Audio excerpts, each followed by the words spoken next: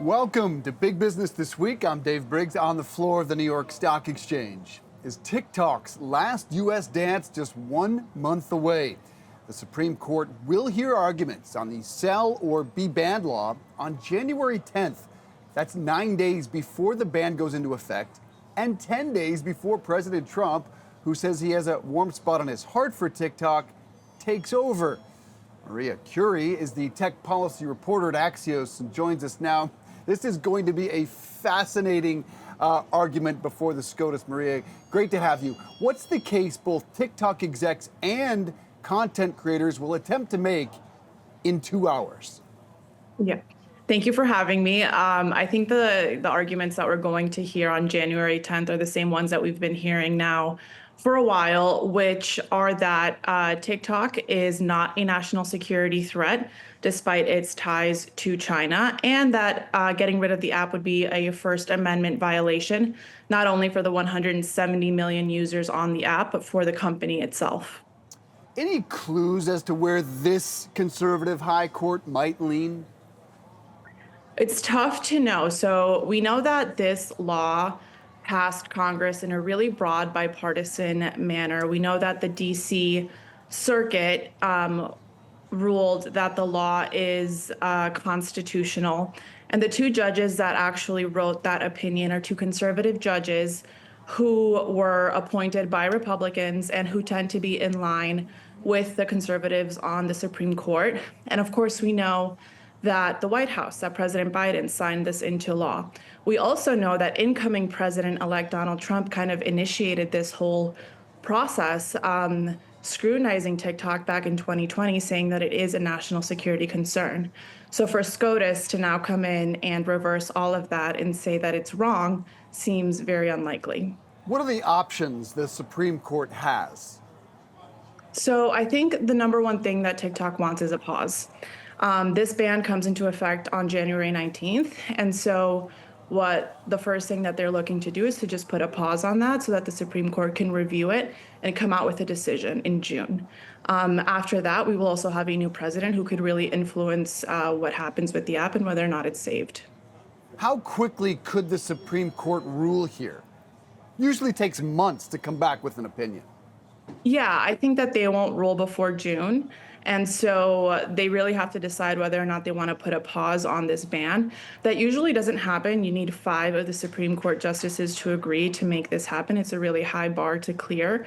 But the Supreme Court very well may want to give the incoming administration a chance to have a say here. We also have a new Congress coming in. And I did say that the law passed in a broad bipartisan way, but if enough progress has been made to find a new qualified owner, Congress may decide to take a fresh look at the law, especially if they are, being pressured by the incoming president, who in recent days has expressed reason to want to keep the app around. Yeah, punting to the president feels like the direction. Trump met with the CEO, Shou Chew, at Mar-a-Lago. He also told reporters, as we discussed, he has that warm spot on his heart for TikTok, not because the dances, not because the food hacks, but because he did well with young voters, not nearly as well as he said he did in that discussion with reporters. Ultimately, will the decision lie with President Trump? So President-elect Trump, like you said, has warmed up to TikTok. He has gone back and forth on this issue and has given mixed signals. He does say, and that's in part because of the way that young voters really value this app, and he does credit his victory in part to this app.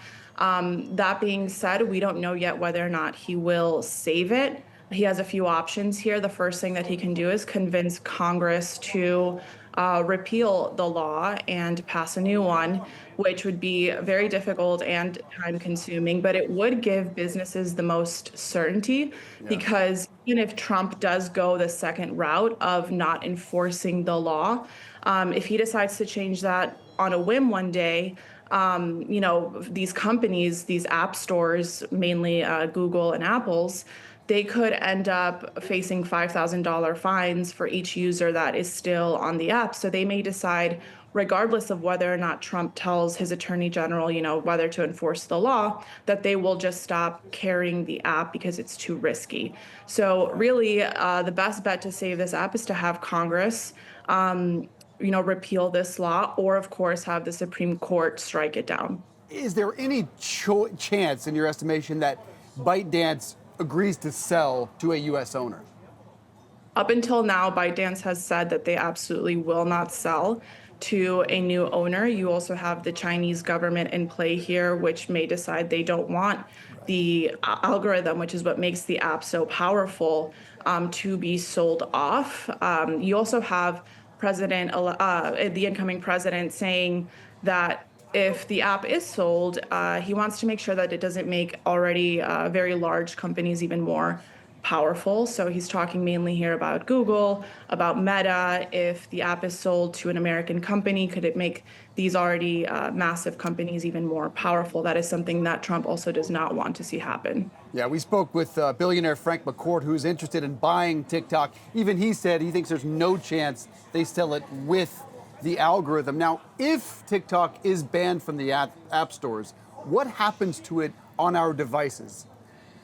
So this is a really important part because we have seen that TikTok and ByteDance have come out and expressed these big concerns at how a ban would cause irreparable harm to the app, and that is true. They estimate that about a third of their users would leave the app. It would harm, the company's reputation, the company employees that are already there. But the truth is also that all of the people that are on the app will probably continue to have the app on their phones if they're already downloaded until a very slow deterioration process happens, because the app stores and the web hosting services on the back end will not be able to update the app. And so it'll be a slow process if you already have the app on your phone before you start seeing glitchiness and just the inability to update the app like you do any other. If you don't have the app on your phone, then you just simply will not be able to download it. But TikTok says there are 170 million U.S. users. Never really understood that number, roughly half of the country. If that's the case, they're not too worried about new users. So is there any chance it can survive without updates? Or is that inevitable that it will deteriorate because Apple and Google and everyone else will update their software? It's inevitable that Okay. it will deteriorate, yes. And a lot of these users could choose to go to a different platform. I think we give a lot of credit to TikTok's popularity because of its algorithm, and that is very true. But it is also so popular because of all of the creators on there. And there's an argument to be made that if these creators moved on to a different platform, the other platforms could be equally as successful. And you also saw that the DC Circuit took this into consideration, just how popular this app said, and it ended up saying simply, these users should find a new platform. If it disappears, as you just suggested, as it did in India, who do you think benefits the most? Who primarily fills that void? So you have companies like Google, like Meta, which of course is the parent company of Facebook, Instagram.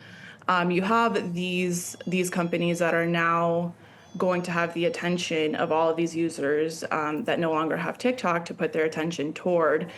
So they could also come into the market and take all of that new attention. They also already have Reels, which are a similar product to TikTok, these short streaming videos. And so that could be a natural way for creators to continue their work. So these companies definitely stand to gain the most. Best bet, 1 year from now, is TikTok still in the App Store and functioning as it is today? If I had to guess, I don't have a crystal ball, but if I had to guess, I would say no, it's not. I think we're going to see a new variation of this product, but I think for the people who want their short form videos, I don't think that's going anywhere. It's just a matter of who is going to be the owner. Wow, that is a very interesting prediction. It's going to be a fascinating couple of weeks for the most popular app in this country. Maria Curie is the tech policy reporter at Axios. Really appreciate you being here with us. Coming up, how the latest Fed cut will affect you, your family, your wallet, and how it sunk stocks. Welcome back to Big Business This Week. If the markets could talk, they'd have booed loudly Fed Chair Jerome Powell's remarks after trimming the forecast for future interest rate cuts. The Dow down 1,100 points on Wednesday. S&P fell 3%, NASDAQ 3.6%, the small cap Russell 2000 down more than 4%. Even Bitcoin fell back below 100,000 after the Fed chair spoke. Tony Zapparo is the CEO of Equity Set and joins us now to talk about it. Tony, the 25-point cut, let's just start with that before we dive into the rout on the markets. What does it mean to Americans? It doesn't mean much yet. Again, we've obviously had another 3/4 point cut. So sure, it means a little bit of savings. It means a little bit of less interest on your money. So maybe you don't want to keep that in savings, which obviously is the goal of the point cuttage in general, is to help spur economic growth, spending, right, investment in things. And so for the average American, unless you've been heavily invested in stocks, it might not mean much to you right now. Sure was surprising seeing a rate cut and a market rout on the same day. So what did you make of the path Jerome Powell laid out for cuts next year and that market reaction, which we just discussed? Yeah, I think it was a foregone conclusion a while ago. And that's where I think it was really just the market was having its heyday, because I truthfully believe the Fed was late to raise and they're early to cut, and they're cutting a little bit too much. And so just, again, a lot of euphoria in the markets lately, names firing up, market going, right, an unstoppable market. And ironically, I think it was 2 days before, again, yesterday's cut and kind of a little bit of a rout, we saw the most bullish sentiment ever coming out on a couple different metrics. And so I think going forward, I hope we stay about where we're at, right? I obviously believe there's been a little bit of an overcut with some of the uncertainty in terms of policy, stubborn inflation, right? Prices really not coming down much, right? They haven't gone down at all, right? They've stayed high and they're continuing kind of float ever so much higher. And so I think in 2025, one of two things is going to happen. You're going to see more cuts than the two laid out, and that's going to mean that there's a more severe contraction than expected, and they're going to have to cut to try to stimulate growth. Or you're going to see raises, which obviously is the other end of the spectrum that is not good either, because that's going to mean that maybe we have price inflation 3, 4, 5, 6%. So neither. I hope we stay neutral, kind of where we're at, right, for the next year. I think that could be good economically. Anything else, I think, will spell a little bit of disaster, at least for the knock-on effect of asset prices. Yeah, Powell described inflation as stubborn and said it's been moving sideways for months. To your point, though, it's actually ticked up a bit. Why do you think they're cutting too fast, and should they hold? I think they have been cutting too fast, right? I guess the big surprise was the half-point cut, right? I feel that should have been a quarter-point cut. And I think they're cutting too fast because economically things have been good. Unemployment's been low. And so the question really is why have we cut 100 basis points off the rates? Because what I've seen a little bit in the economy and local economies and regional around me is some money is not going towards the best investments, right? So I see a little bit of inflation in assets, cars, houses, stock market prices. And I'm kind of the camp of, again, I want to keep a little bit of a ceiling on that, because the alternative is we've seen a lot of rises in that, right? And we've seen a lot of money going towards unproductive goods, speculation, right? Investment. And the pop of a bubble is always worse than just a slower growth, right? Year over year, quarter over quarter, when we see those things. So that's where, again, I just worry it's going to catch a lot of people off guard if things aren't as good as they want, and there go prices 20, 30, 40%, and then we hit a more severe downturn than we would have otherwise if things were a little bit more restrictive. I think you're not alone in that assessment, not alone in thinking the Dow has probably outlived its purpose either, but when it falls for 10 straight days, for the first time in 50 years, it has to be saying something. 1974, the last time this happened. What does it mean? Yeah, I think the fact that it fell 10 days in a row, right, is shocking because it was unstoppable, right, month over month, week over week for a while. But I think the unique thing, and somebody had sent me over an article that said, while the Dow is falling, right, the S&P is near all-time highs, and what's buoying that, right, is the tech trade, the Mag 7, the big companies. But under the surface, there was kind of some historical price action downward in the S&P, right? And so it was like this, it was questioning the whole Santa Claus rally, which obviously it's not over yet, but we've seen a little bit of a pause to that. And so again, I think there's going to be a little bit of a bounce back, right? Retracement up. But I feel, at least for the sanity of the markets, it would be nice if this was a peak for at least the next 4 to 6 months, and potentially longer. And circling back to what is the core of all this, which of course is inflation, and the Fed chair said it was a bit frustrating that it hadn't cooled off faster. Do you think he can get to 2%? And even if he does, what do you think the impact will be from the Trump tariffs?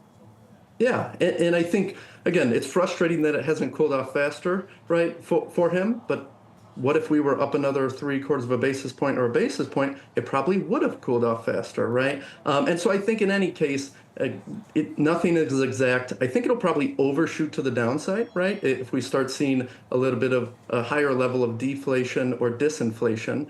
And so again, I think things are good. They're doing a good job. I just feel sometimes it leans a bit heavier into some of the historically what we've seen is when the Fed starts to cut, right, the yield curve normalizes, comes out of the inversion. The last 4 or 5 times, it's been too little, too late, and there's been so much money building up into, especially markets, right? When we're looking at S&P, Dow, Russell, and it starts to come out more heavily than it would otherwise. And so, again, I think we're in a good state, good economy. I just think there's been disconnects with valuations and a lot of pricing. And I think the Fed, even though that's not their core mandate, right? It's a byproduct of it's caused a little bit too much upwards pressure, and so a bit of that's going to come down. But will Powell be fighting the president because of those tariffs? Will potentially fire inflation right back up? I I don't think it'll be as big of a fight as it seemed from the beginning, right? Because some of the policies, some of the actions are being taken. Initially, it was like, okay, we're raising tariffs in general, right? But now, okay, there's some exceptions coming out that we're expecting. So will it create price inflation? Yes, especially if we're getting bigger tariffs, on a lot of the exports that we're doing. But I think it will balance out enough so that it won't be a huge effect of like, wow, price inflation just went up, 6%, right? It might push it up a percent or two, so it won't help the cause. But can it bring more jobs, more money into kind of the American economy and GDP? Yes. So I think it'll put a little bit of pressure there, but not enough to make a meaningful impact, because the net benefit to us will be better. To your point about the strength of the economy, Jerome Powell agrees. He said it is performing very, very well, substantially better than our global peer group. How would you describe the economy Donald Trump inherits, and I guess therefore the Biden economic legacy? Yeah, he inherits a massive fiscal imbalance, right, and deficit, and so I think that he'll have to answer for it sometime in his term, right? Whether or not, obviously, it's caused by either party. The fact of the matter is, when you inherit something that has been performing very well, like the economy, right? And when you have larger debts mounting, it's got to be answered at some point. So I think he will have to do that, whether or not that can be solved. And so that's the danger of when you buy something at its peak, right? It can go up a little bit more. But I think there'll be some hard times, a little bit of tough sledding ahead to get that sorted out. And again, get the things that matter, get our budget in order, get our economy in order, get our GDP and everything, keep that kicking, or just minimize kind of the fallout if things start to contract. President-elect Trump has been meeting with a steady stream of tech execs from Mark Zuckerberg and Jeff Bezos, CEOs from Apple, Google, Netflix, TikTok, Crypto.com. What do they want? I don't know the underlying meanings. What I hope they want, right, is just more efficiency, more transparency, more action, right, within our government and how that affects the economy. And so, not speaking to specifically what their intents may be, I'm always pro when business gets involved, right, to make things more efficient, right, and to look at things in a different lens. I think that's a phenomenal shift. CEO of Equity Set, Tony Zaparo, thanks so much. Appreciate that. Happy holidays. Coming up, what is the Biden economic legacy? We'll dive into that and the business stories you may have missed this week. Stay with us. Welcome back to Big Business This Week. Time now to bring in our friend and writer of the Big Business This Week newsletter, Peter Green. Peter, good to see you. If people just woke up from a coma, if they were dropped here from another planet, they'd think Trump had long since taken over. But still President Biden, before he officially passes the torch, what does he leave behind? What do you think is his economic legacy? It's actually pretty big. I mean, some of the most expansive government investment stimulus packages since FDR, the Inflation Reduction Act, which was huge, big debate as to whether it was fully needed to get us out of the recession from COVID. But don't forget, there were two even larger packages under Trump that stimulated the economy under the recession. Huge investments in healthcare, clean energy, the Chips and Science Act, absolutely vital. Tens of billions of dollars to encourage chip makers to come back here. I mean, that's just not economic value. That's also national security value. Right now, we get most of our chips from Taiwan, which China keeps saying they're going to invade at any moment. There's just a whole ton of stuff. The bipartisan infrastructure bill, which is fixing railroads and bridges and highways all around the country, not to mention water systems and sewage systems, waterways, just a ton of stuff that's gone back into the economy to stimulate it. And inflation has plummeted. I mean, it was 9% at the peak of the pandemic, which was under Biden, but now it's around 2.5%. Yeah. In fact, I think the Fed was kind of hoping that Biden's policies would stay in place because they've now revised their outlook for next year, only 2 rate cuts instead of the 4 they had been projecting, because they're not sure what Trump's tariffs and tax cuts plan is actually going to do to the economy. So there's a heck of a legacy there. Not such a great political legacy as we've seen, but boy, oh boy, economically, this country came out of that COVID thing better than any other country on the planet. Yeah, he leaves behind an economy The Economist says is the envy of the world and stronger than it's ever been. Quickly, who is his successor? Is it President Bush? Excuse me, is it President Trump? Or is it actually the world's richest man? Well, Adam Kinzinger the other day on TV talked about President Musk and Vice President Trump. And at least for now, Musk seems to have the upper hand. I mean, there was a study the other day that showed, I think the Washington Post did it, that showed that Musk has 15 times more hits and reads on his tweets than Trump does. His reach is 16 times that of every member of the incoming Congress combined. So when you talk about, who has the power to shape public opinion, it's Elon Musk. And what he wants, I think, is what he's going to get, at least until Trump decides that he's been, humiliated enough and kicks the guy out. Yeah, Elon's tweets single-handedly sunk a government funding bill on Wednesday and may lead to a government shutdown. It was something to see. Our thanks to Peter Green. Make sure you go to cheddar.com/BBTW to sign up for our weekly newsletter. That's going to do it for us this week. Don't miss our last Big Business show of 2024 next week, where we break down the 3 biggest business stories of the year.